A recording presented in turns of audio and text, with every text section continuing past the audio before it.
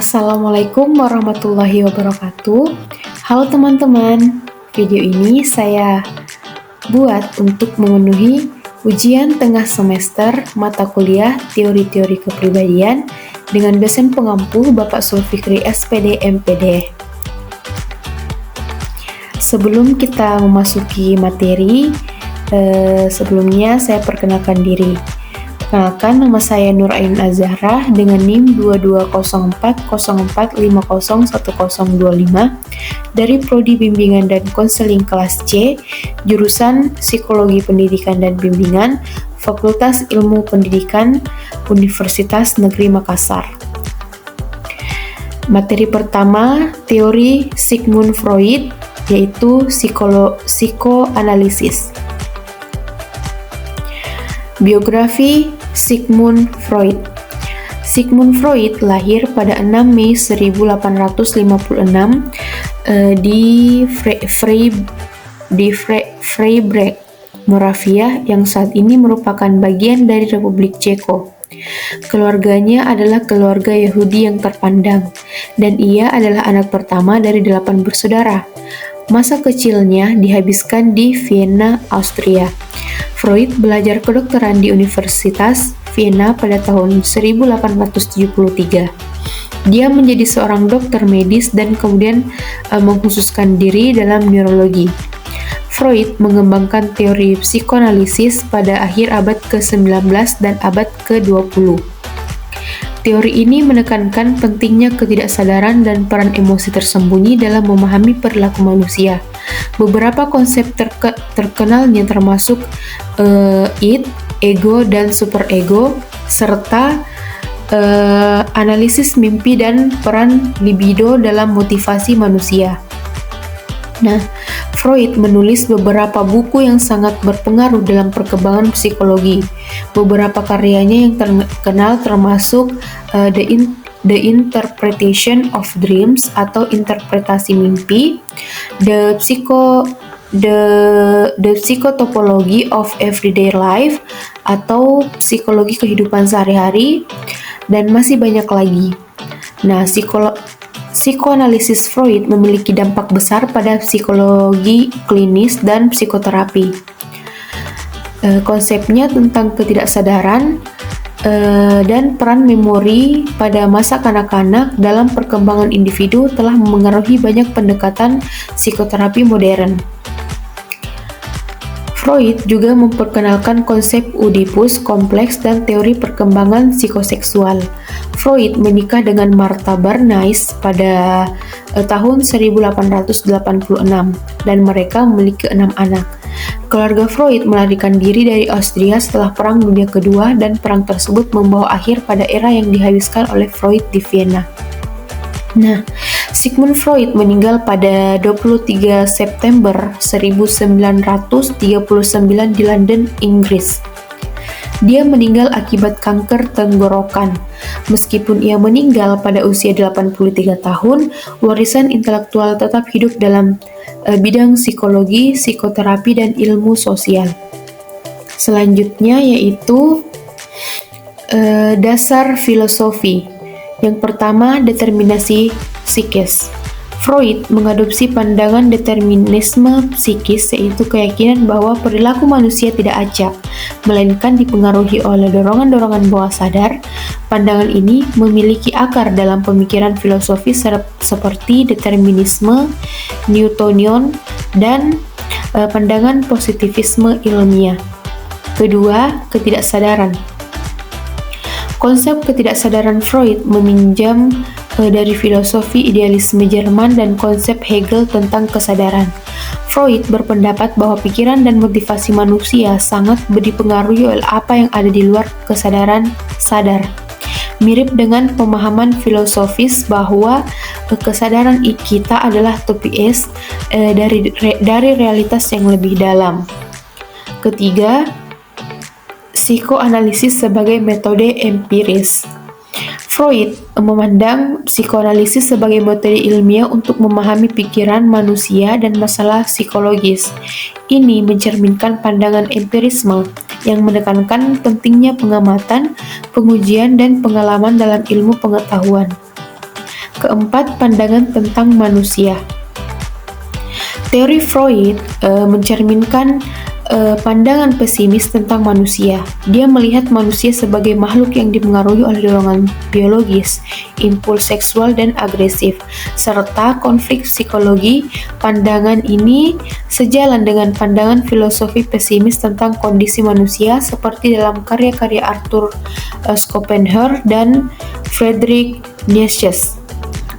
Yang kelima, pemahaman tentang kebutuhan seksual dan agresif. Freud menganggap hasrat seksual sebagai salah satu elemen pendorong utama dalam perilaku manusia. Pemikiran ini mencerminkan pengaruh pandangan filosofis yang mengakui pentingnya dorongan biologis dan insting dalam perilaku manusia. Keenam, konsep keselamatan dan kepuasan. Freud mengemukakan bahwa manusia memiliki dua dorongan dasar, yaitu dorongan ke arah keselamatan dan ke arah kepuasan. Konsep ini mencerminkan pengaruh filosofis tentang perjuangan manusia untuk mencapai keseimbangan antara keamanan dan kepuasan. Dan yang terakhir, konsep ketidakbahagiaan. Freud mengemukakan pandangan bahwa manusia cenderung mengalami ketidakbahagiaan dan konflik batin. Pemikiran ini mencerminkan pandangan filosofis tentang penderitaan manusia yang ditemukan dalam banyak tradisi filsafat, termasuk dalam pemikiran Arthur Schopenhauer. Selanjutnya yaitu struktur kepribadian. Terbagi menjadi 3. Yang pertama, id. Id adalah bagian yang paling primitif dan dasar dari kepribadian yang beroperasi berdasarkan prinsip kenikmatan instan dan kepuasan kebutuhan dasar. Id berisi hasrat, insting, dan dorongan-dorongan alamiah manusia, termasuk nafsu seksual dan agresi. Ini merupakan sumber energi psikis.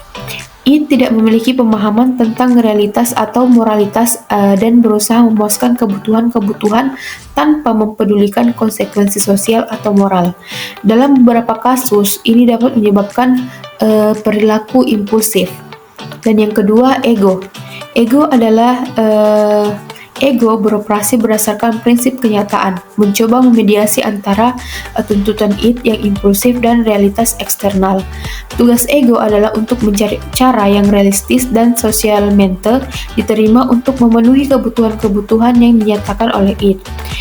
Ego juga bertanggung jawab untuk mengatasi konflik internal antara berbagai elemen kepribadian dan menerapkan mekanisme pertahanan untuk mengurangi kecemasan dan tekanan. Dan yang terakhir, superego. Superego adalah komponen terakhir dari struktur kepribadian dan mencerminkan internalisasi norma-norma sosial, nilai-nilai dan moral yang diajarkan oleh masyarakat. Ini adalah pikiranku atau penghakiman moral individu yang mengatur perilaku dengan berfungsi sebagai pengawas internal. Nah, superego menilai tindakan-tindakan yang dilakukan oleh ego dan id berdasarkan standar moral dan sosial, serta memberikan perasaan bersalah atau malu jika individu melanggar nilai-nilai ini. Selanjutnya yaitu pribadi sehat dari teori Sigmund Freud. Yang pertama, kemampuan adaptasi. Nah, individu dengan kepribadian yang sehat mampu beradaptasi dengan perubahan lingkungan dan menyelesaikan konflik yang muncul dalam kehidupan mereka. Kedua, pengendalian impuls. Orang dengan kepribadian yang sehat mampu mengendalikan impuls dan dorongan instingtif dari id. Dan yang ketiga, kemampuan berinteraksi.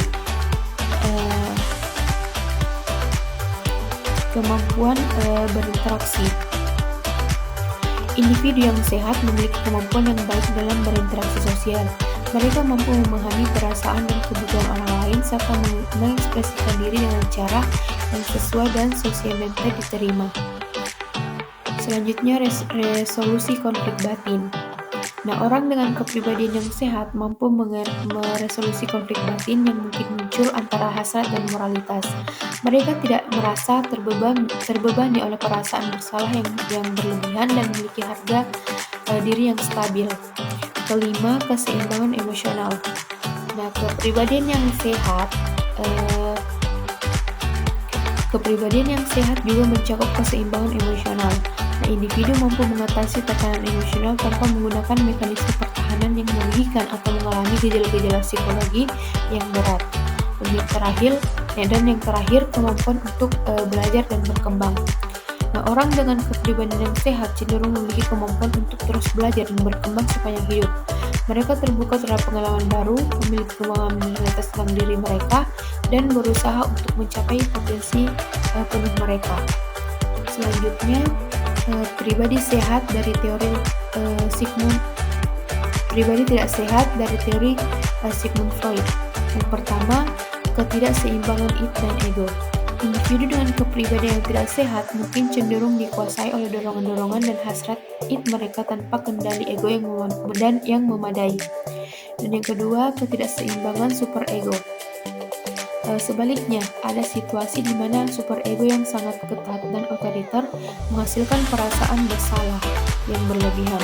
Individu mungkin merasa bersalah dan malu secara kronis atau tindakan yang sebenarnya tidak melanggar norma sosial atau moral. Selanjutnya, neurosis. Individu dengan kepribadian yang tidak sehat dapat mengalami berbagai bentuk neurosis seperti fobia, kecemasan berlebihan, atau obsesi. Dan yang keempat, ketidakmampuan mengatasi konflik. Nah, individu yang tidak sehat mungkin kesulitan dalam mengatasi konflik internal dan emosi yang muncul. Mereka mungkin cenderung menggunakan mekanisme pertahanan untuk menghindari konflik yang dapat menyebabkan masalah lebih lanjut. Dan yang terakhir, gangguan makan dan kepribadian seksual. Nah, kepribadian yang tidak sehat juga dapat berhubungan dengan gangguan makan seperti anoreksia, nervosa atau bulimia, serta masalah-masalah dalam identitas seksual. Selanjutnya kita beralih ke teori Carl Gustav Jung dengan teorinya itu psikologi analitis. Biografi Carl Gustav Jung. Nah, Carl Gustav Jung lahir pada 26 Juli 1875. Nah, Carl Gustav Jung adalah seorang psikiater Swiss dan salah satu tokoh terkemuka dalam bidang psikologi analitik. Jung adalah seorang pengikut Sigmund Freud pada awal karirnya, tapi kemudian mengembangkan pendekatan psikologi sendiri yang dikenal sebagai psikologi analitik atau psikologi Jungian. Carl Jung lahir di Keswil, Thurgau, Swiss, dalam keluarga pendeta Swiss. Ayahnya adalah seorang pendeta gereja Swiss Reformasi. Ia mengenyam pendidikan di Universitas Basel, di mana ia memperoleh gelar dalam bidang kedokteran pada tahun 1900.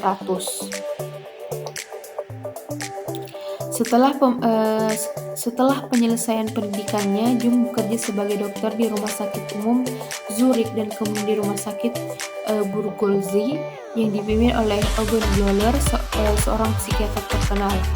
Nah, di sini Jung memulai penelitian klinisnya dan mulai mengembangkan minatnya dalam psikologi. Jung awalnya bekerja dengan Sigmund Freud dan menjadi salah satu anggota terkemuka dari kelompok psikoanalisis.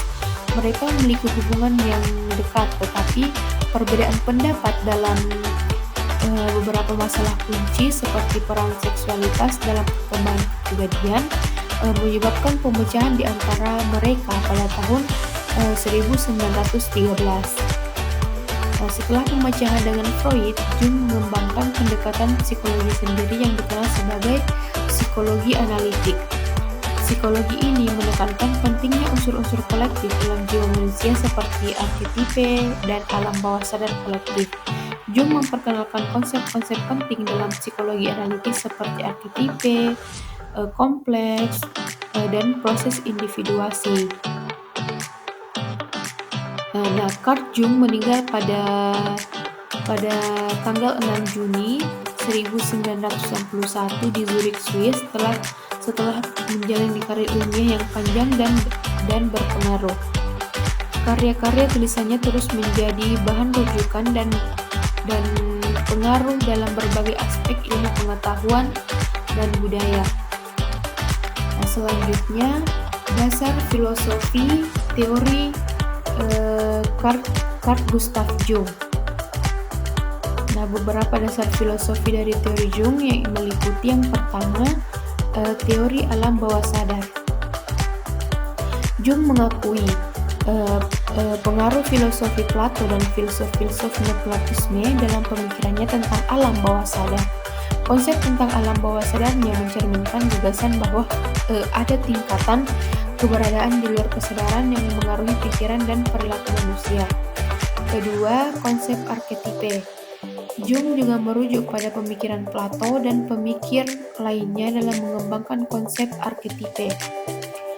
Dia percaya bahwa arketipe adalah ide-ide universal yang ada dalam kesadaran kolektif manusia. Ketiga, dinamika psikis. Jung juga dipengaruhi oleh pemikiran pemikir-pemikir seperti Immanuel Kant dalam pemahamannya tentang dinamika psikis. Jung memahami bahwa individu memiliki kesadaran dan ketidaksadaran yang bersifat dinamis yang dapat memengaruhi pikiran dan tindakan mereka. Keempat, individuasi. Konsep individuasi dalam psikologi analitik Jung mencerminkan pandangan bahwa individu seharusnya berusaha untuk mencapai potensi mereka yang paling penuh dan menjadi diri yang sejati. Kelima, teori sosial. Jung menganggap manusia sebagai makhluk yang terhubung dengan kolektivitas sosial dan budaya mereka. Pemikirannya mencerminkan pandangan sosial yang mendalam tentang bagaimana individu terintegrasi dalam masyarakat dan bagaimana pengaruh budaya dan arketipe berperan dalam perkembangan individu. Dan yang terakhir, konsep keselarasan dan keseimbangan. Jung mengakui pentingnya keselarasan dan keseimbangan dalam kepribadian manusia. Ini mencerminkan pandangan filsuf seperti Hegel yang menekankan dialektika dan perubahan menuju keselarasan. Selanjutnya yaitu struktur kepribadian. Yang pertama ada ego. Ego dalam psikologi Jung adalah pusat kesadaran individu. Ini mencakup pikiran, perasaan, dan pengalaman yang kita sadari sehari-hari. Kedua, ego adalah bagian yang membentuk identitas individu dan berinteraksi dengan dunia eksternal. Dalam pandangan Jung, ego berfungsi sebagai titik pusat kesadaran individu dan merupakan aspek yang dikenali sebagai diri oleh individu. Yang kedua, alam bawah sadar pribadi atau ketidaksadaran personal. Alam bawah sadar pribadi adalah lapisan bawah kesadaran individu yang berisi informasi, pengalaman, dan perasaan yang tidak lagi sadar dalam kehidupan sehari-hari. Jung menganggap alam bawah sadar pribadi ini sebagai reservoir yang sangat penting yang dapat memberikan wawasan dan pemahaman tentang individu dan masalah-masalah mereka.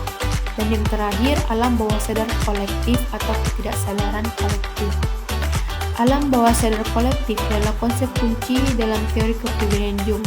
Ini mencakup arsip kolektif dari pengalaman manusia yang telah terakumulasi selama berabad-abad dan diwariskan secara genetik.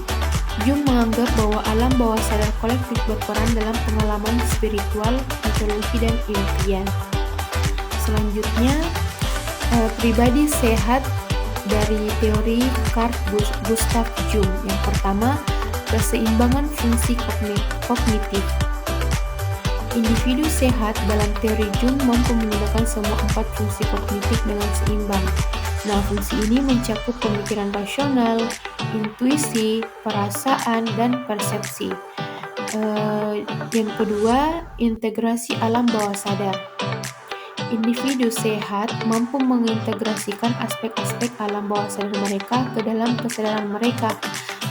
Mereka mampu mengakui dan menerima segala perasaan atau impian mereka tanpa menyangka atau perasaan bersalah yang berlebihan.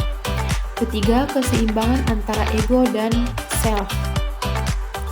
Nah, individu sehat memiliki hubungan yang seimbang antara ego dan self-nya. Mereka mampu mendengarkan intuisi dan panduan dari self tanpa ego yang terlalu dominan atau terlalu lemah. Keempat, kemampuan untuk mengejar tujuan pribadi. Individu sehat memiliki pemahaman yang jelas tentang tujuan dan nilai-nilai pribadi mereka. Mereka memiliki visi dan tujuan hidup yang mereka kejar dengan tekun. Selanjutnya, keseimbangan sisi maskulin dan feminin. Jung menganggap bahwa setiap individu memiliki sisi maskulin dan feminin dalam diri mereka yang tidak terlalu berkaitan dengan jenis kelamin biologis. Individu sehat mampu mengintegrasikan baik aspek maskulin maupun feminin dalam kepribadian mereka. Selanjutnya, yaitu yang terakhir, empati dan kemampuan berinteraksi. Individu sehat memiliki kemampuan untuk berempati dan berinteraksi dengan orang lain secara efektif. Mereka mampu memahami perasaan dan pandangan orang lain. Dan yang terakhir, pribadi tidak sehat dari teori Carl Gustav Jung. Yang pertama, dominasi ego yang ekstrim. Nah, individu yang memiliki ego yang sangat dominan dan kuat dapat menjadi terlalu egosentris. Mereka mungkin kurang mampu mengakses intuisi, emosi, atau persepsi mereka yang dapat menghambat pemahaman diri yang lebih dalam. Yang kedua, tidak dapat mengatasi konflik alam bawah sadar. Nah, individu yang tidak sehat mungkin cenderung menghindari atau menyangkal konflik atau emosi yang muncul dari alam bawah sadar mereka. Ini dapat menyebabkan konflik yang tidak terselesaikan dan ketidakseimbangan emosional. Selanjutnya, ketidakseimbangan sisi maskulin dan feminim. Individu yang tidak sehat mungkin memiliki ketidakseimbangan antara aspek maskulin dan feminin dalam diri mereka. Mereka mungkin terlalu dominan dalam satu aspek dan kurang dalam yang lain. Selanjutnya, ketidakstabilan emosional. Individu yang tidak mungkin mengalami ketidakstabilan emosional, kecemasan berlebihan, atau depresi, mereka mungkin tidak mampu mengatasi tekanan emosional atau konflik dalam kepribadian mereka. Selanjutnya, ketidakmampuan mengejar tujuan pribadi. Nah, individu yang tidak sehat mungkin merasa terjebak atau kehilangan arah dalam hidup mereka. Mereka mungkin tidak mampu mengidentifikasi tujuan dan nilai-nilai pribadi mereka. Dan yang terakhir, isolasi sosial. Individu yang tidak sehat mungkin mengalami kesulitan dalam berinteraksi sosial dan merasa terisolasi dari orang lain. Nah, mungkin hanya itu yang dapat saya sampaikan. Kurang dan lebihnya mohon dimaafkan. Assalamualaikum warahmatullahi wabarakatuh. Terima kasih.